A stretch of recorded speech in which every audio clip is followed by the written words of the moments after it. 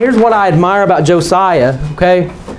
What I admire about Josiah is this prophetess tells him, hey, God's going to destroy Judah. God is going to destroy Judah. And he's not like, we're doomed. We're doomed. Look at verse 25.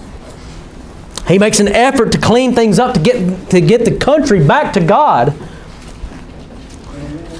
It says, like unto him, there's no king before him that turned to the Lord with all his heart, and with all his soul, and with all his might, according to all the law of Moses, and neither after him arose there any like him.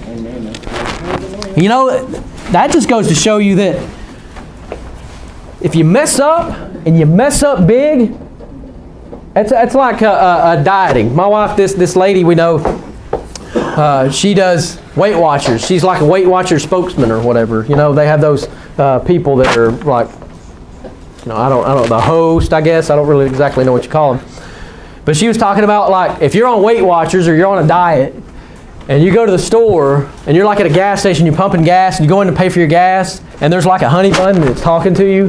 The honey bun is actually like telling you, hey, you need me, And there's like these 80s romance songs are going through your head when you're looking at these like Debbie cakes, and you buy one and you eat it, you just gobble it down in the car and then you feel guilty. You're like, I can't believe I just ate that, It's not even real.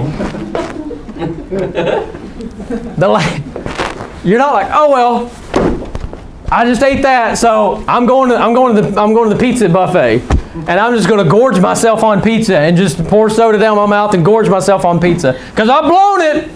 Yeah. Don't be like that, Right. Don't be like that. She said it's equivalent to saying, "Oh, I dropped my phone." Then you're like, "Okay, I guess if I dropped it, I'm just going to step on it. I'm just going to jump up and down on it until it's just totally trash." So, but that just goes to show you, God's telling him through this prophetess, hey, God's going to destroy the land. And what does he say? Hey, we need to try to get this back to God. We need to turn this around. That's what he says.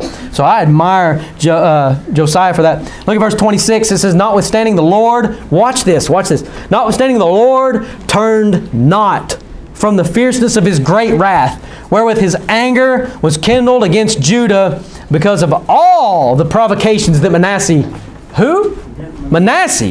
had provoked him withal.